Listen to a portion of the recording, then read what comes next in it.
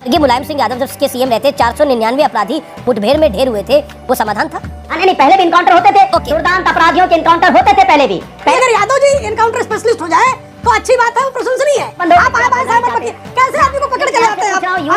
बलात्कार का मुलायम सिंह यादव ने कहा, मुलायम सिंह यादव ने कहा की बेटी की शादी होने वाली थी, ये कैसी के बीच में चिल्लाना क्या है? कहां से पकड़ के लाते भाई? हत्या इटावा में हुई 1970 1980 के दशक में। ये किसने कराया? कांग्रेस की सरकार करवा रही थी। दामाद है एक्टिविस्ट चीफ मिनिस्टर कहीं ना कहीं अपने एजेंडा को आगे बढ़ाने के लिए वायलेंस को जस्टिफाई करता रहता है। ये किसकी तलवार थी? देखे तो वो अखिलेश यादव से पूछिए ना, वो कह रहे मैं तो औरंगजेब की तरह तलवार से मार देना चाहता हूं पत्रकार। नमस्कार दोस्तों, जनता दरबार की एक और धमाकेदार वीडियो में आपका स्वागत है। दोस्तों, आज की डिबेट होने वाली है बीजेपी के प्रवक्ता प्रेम शुक्ला और समाजवादी पार्टी के प्रवक्ता अनुराग भदौरिया के बीच। दोस्तों, यूपी के एनकाउंटर को लेकर काफी सियासत चल रही है, जिसमें कुछ लोग अपराधियों को बचाने में काफी हद तक गिर चुके हैं। उसी को लेकर आज डिबेट चल रही है। खैर दोस्तों, डिबेट काफी विस्फोटक होने वाला है। आपसे अनुरोध है कि वीडियो को अंत तक जरूर देखिएगा। चलिए शुरू करते हैं। तो नहीं, उत्तर प्रदेश की सरकार कह रही थी कि अपराधी तो उत्तर प्रदेश छोड़ के चले गए, अपराधी उत्तर प्रदेश में है ही नहीं। फिर ये अपराध नए पैदा कहां से हो जा रहे हैं? 20 साल 21-22 साल के लड़के। इसके मतलब उत्तर प्रदेश में अपराध की फैक्ट्री चल रही है। उस फैक्ट्री को बंद करने की जरूरत है। जिस फैक्ट्री को जो बंद करनी हो तो आप नहीं कर रहे हो। आप इनकाउंटर समस्या का समाधान ला रहे हो। इनकाउंटर समस्या का समाधान नहीं है। समस्या का समाधान है यूथ के बारे में आपको सोचना पड़ेगा, उनको रास्ता देना पड़ेगा। हमने कहा अनुराग बंद करनी पड़ेगी। अनुराग 5 सेकंड आपने बोला एनकाउंटर समस्या का समाधान नहीं है। स्वर्गीय मुलायम सिंह यादव जब के सीएम रहते 499 अपराधी मुठभेड़ में ढेर हुए थे, वो समाधान था? पहले भी बुलडोजर चलते थे, पहले भी चलते थे बुलडोजर। ऐसा नहीं बुलडोजर अभी चलना शुरू हुआ है। जब से ये लोकतंत्र आया है, जहां पे अवैध निर्माण हुआ है, बुलडोजर चला है। क्या जवाब? पहले भी नहीं, पहले भी इनकाउंटर होते थे। दुर्दांत अपराधियों के इनकाउंटर होते थे पहले भी इनकाउंटर होते थे। दुर्दांत थे, ये अपराधी बेचारे हैं। इनकाउंटर को इन्होंने इनकाउंटर को इन्होंने वो बना लिया है। मैंने इनकाउंटर उनकी कहते हैं इनकाउंटर मेरा गर्व का विषय बन गया, हमें इनकाउंटर कर दिया। ये इनकाउंटर कभी कहते न्याय का प्रतीक नहीं बन सकता। रुको जरा, सब्र करो। यानी अगर यादव जी एनकाउंटर स्पेशलिस्ट हो जाए तो अच्छी बात है, वो प्रशंसनीय है। लेकिन अगर जो है अमिताभ यश एनकाउंटर करवा दे उनके कार्यकाल में तो ये अपराध है। इतना विकृत जातिवाद अगर जो है मुख्तार अंसारी पर कार्रवाई हो जाए तो ये तो बहुत बड़ा अपराध है भाई। मुख्तार अंसारी की कब्र पर जाकर जो है ये माथा टेकेंगे, अफजल अंसारी के कुत्ते पे हाथ घुमाएंगे। तू समझा? हाँ। अब ये इस तरह के अपराधियों पर हाथ घुमाने वाले, इस तरह के माफिया को पालने वाले समझ में नहीं अब आई इनकाउंटर पर बात करते हैं। पार्टी के नौनी सिकरा आपके प्रथम परिवार के दामाद है कि नहीं बता दिए, और इनकाउंटर स्पेशलिस्ट है कि नहीं? अरे मैं पूछ रहा हूँ ना आपसे, मैं सवाल कर रहा हूँ। आप आए बाएं सहमत पक्की कैसे आदमी को पकड़ के ले आते हैं आप? अमीर जी, आप कैसे आदमी को पकड़ के ले आते हैं? सड़क छाप बातें करते हैं। समाधान आपसे पूछा जा रहा है, आप उस पे चर्चा नहीं करना चाहते। पता है क्यों? सिर्फ क्योंकि आप बाएं जनता साए के बोलना, मुद्दों पे बात नहीं करना सिर्फ चाहते। बाएं साए बोलना, जनता के असली मुद्दों पे, दो लोगों के यूथ बीच के में असली चिल्लाना, मुद्दों पे, बेरोजगार के क्या है? असली कहां मुद्दों से पे, पकड़ के महंगाई लाते पे, भाई? किसान।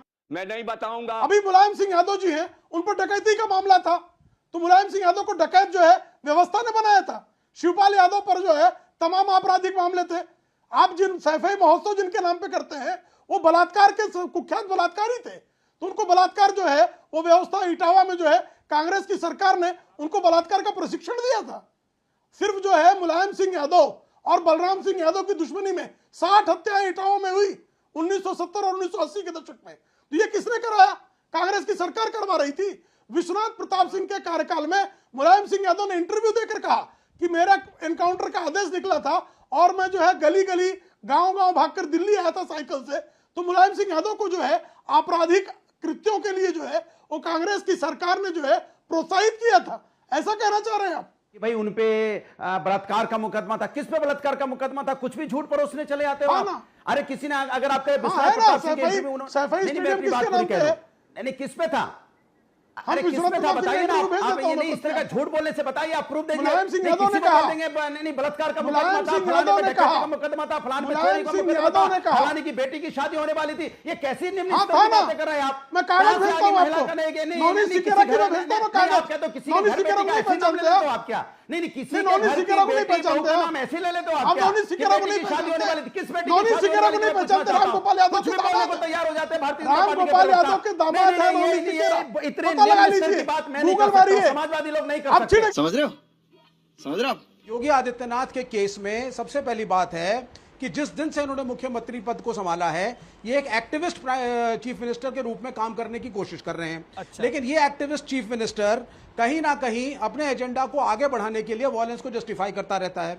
असेंबली के अंदर मुख्यमंत्री बोलते हैं मिटा के रख दूंगा, मिट्टी में मिला दूंगा, ये अग्रेशन और मिट्टी में मिला दूंगा अपराधियों। सुन लीजिए आप, हाँ मिट्टी में मिला दूंगा, नहीं माफिया को मिट्टी में मिला दूंगा, माफिया को तो मिट्टी में मिलाना ही चाहिए। नहीं वो कौन होते हैं मिलाने वाले सर?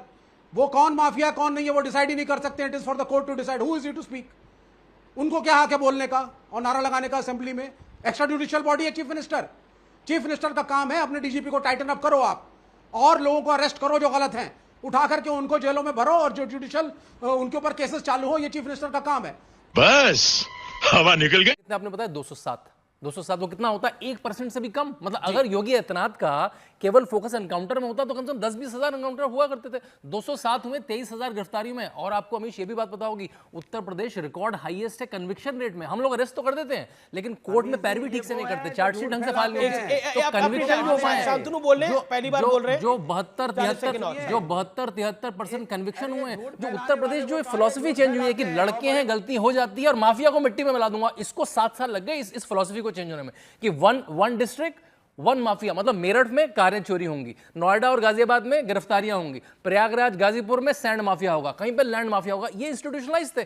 उसको वन प्रोडक्ट से वन माफिया से लाके वन प्रोडक्ट वन डिस्ट्रिक्ट में लाने में 7 साल लगे योगी आदित्यनाथ को। इससे पूछे ने ट्वीट क्या पूछे ना। मैंने रवीश कुमार एक पुराने पत्रकार हैं, उनका इंटरव्यू अखिलेश यादव, जहां अखिलेश यादव कहते हैं मैंने उस पत्रकार को तलवार से मार क्यों नहीं दिया, मैंने उससे कहा कि मैं तुम्हें दोहरे पैसे देने को रेडी हूं, मैंने उस पर FIR कर देता। ये सब ये अखिलेश यादव एनडीटीवी के इंटरव्यू में बोल रहे हैं। मैंने उस इंटरव्यू की क्लिप डाल दी बस, तो पूरा समाजवादी पार्टी तंत्र दिखाइए इंटरव्यू का, दिखाइए कौन सी तलवार आ गया। जूही सिंह कह रहे हैं यू आर सिली, है ना, बाकी लोग कह रहे हैं आप पे तो केस होगा, क्योंकि मैंने पुराने अखिलेश यादव के सच को ले आया। तलवार थी, किसकी तलवार थी देखे तो सही। वो अखिलेश यादव से पूछिए ना, वो कह रहे हैं मैं तो औरंगजेब की तरह तलवार से मुझे मार देना चाहता उस पत्रकार फूल की थी, वो अखिलेश यादव कह रहे हैं।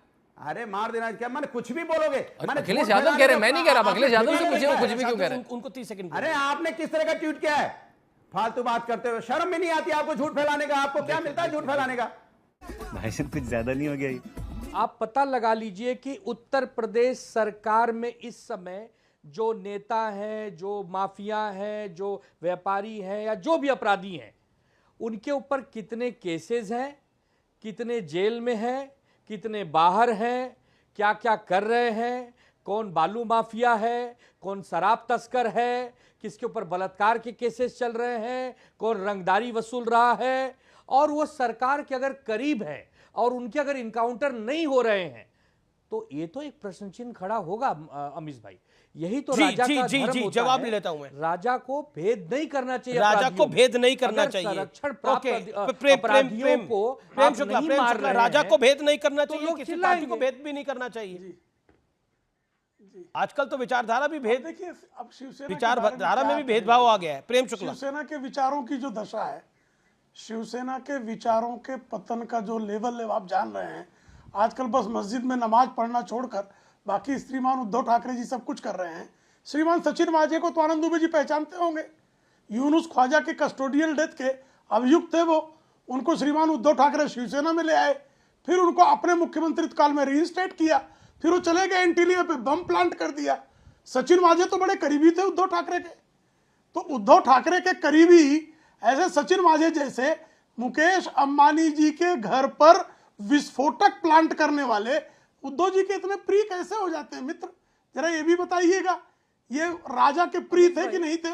और राजा मुख्यमंत्री थे, 100 करोड़ रुपए की वसूली जो है करने का उन्होंने खुद एफिडेविट देकर, उन्होंने NIA को पत्र लिखकर श्रीमान सचिन मांझे ने बाकायदा उद्धव ठाकरे की सरकार के तत्कालीन गृह मंत्री कैसे उनसे वसूली करवाते थे उसका पत्राचार किया है, और उसको NIA ने एक्सेप्ट किया, CBI ने उसके आधार पर इंक्वायरी ऑर्डर की, और अभी भी अनिल देशमुख उसके अभियुक्त हैं।